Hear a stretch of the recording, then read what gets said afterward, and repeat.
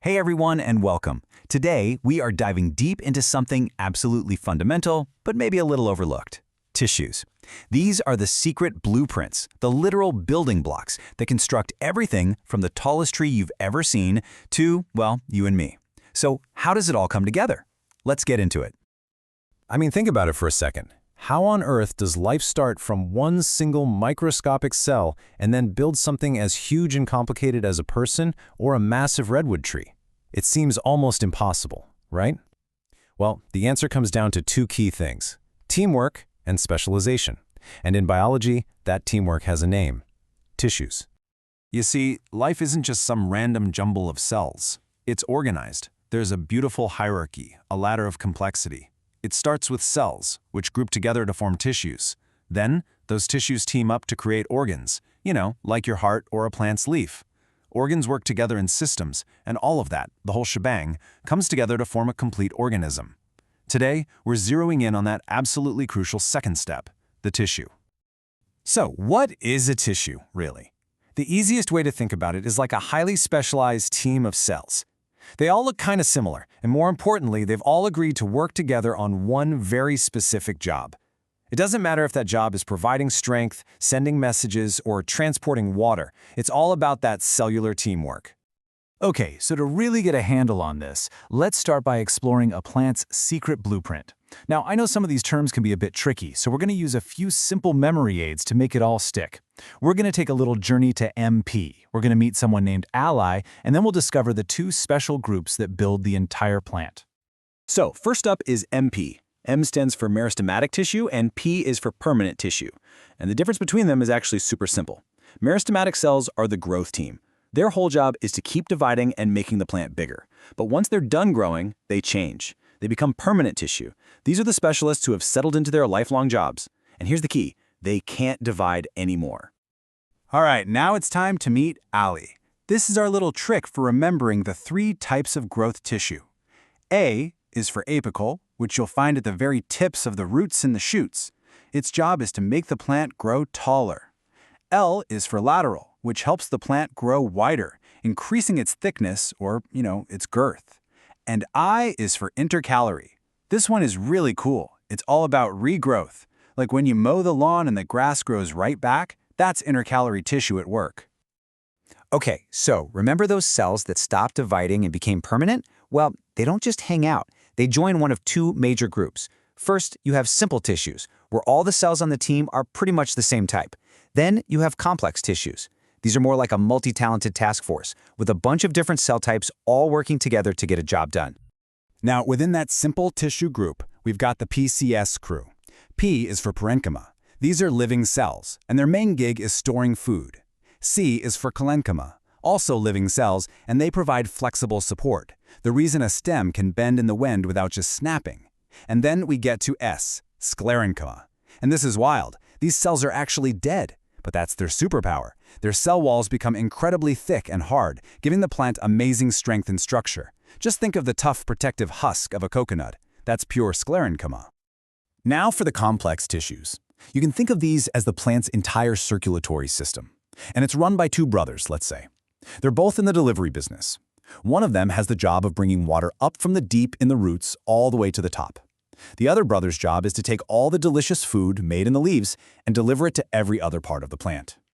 And those two brothers are xylem and phloem.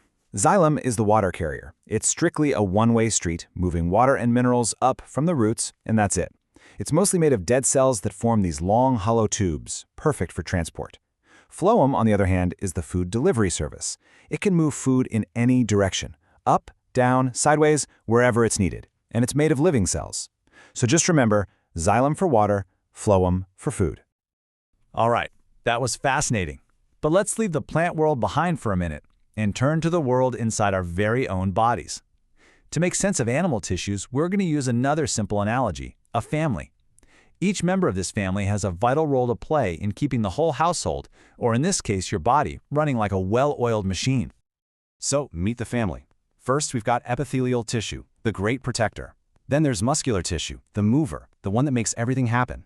We have connective tissue, the supporter, that literally holds everything together. And finally, running the whole show, we have nervous tissue, the commander.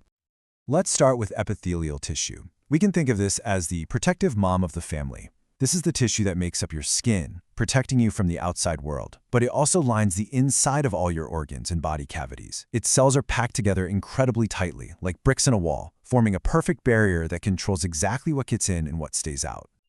Next up, the mover and shaker of the family, muscular tissue. There are 3 types you need to know. First are the striated muscles. These are your voluntary muscles, the ones you choose to move, like when you decide to lift your arm or take a step. Then you have smooth muscles, which are involuntary. They work automatically, like the muscles in your stomach that digest your food without you even thinking about it. And then there's cardiac muscle. This is the absolute superstar, found only in your heart. It's involuntary and it works tirelessly, every second of your entire life. Just amazing. Now for what might be the most versatile member of the family, connective tissue. This team is like the jack of all trades. Its job description is huge. It connects different parts of the body, it provides support, it transports substances, you name it. It's basically the glue, the internal scaffolding, and the delivery service all rolled into one. And just look at the variety here. Blood is a fluid connective tissue that hauls oxygen and nutrients everywhere.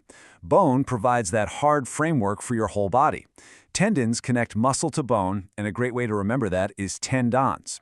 Ligaments connect bone to bone, holding your skeleton together. And adipose tissue, which is just fat, stores energy and keeps you insulated. What an incredibly diverse group. And finally, we meet the commander, the big boss, nervous tissue. This is your body's own private internet, a super-fast, high-speed communication network. It allows your brain to send and receive messages from every single part of your body in just fractions of a second. It's responsible for every thought, every feeling, every reaction you have. And the basic unit of this whole network is the neuron, or nerve cell. Here's how it works in a flash. A signal comes in through the little branches called dendrites, it gets processed in the main cell body, then it zips down this long cable called an axon, and finally it's passed on to the very next cell from the nerve ending. This lightning-fast process happens millions of times every single second you're alive.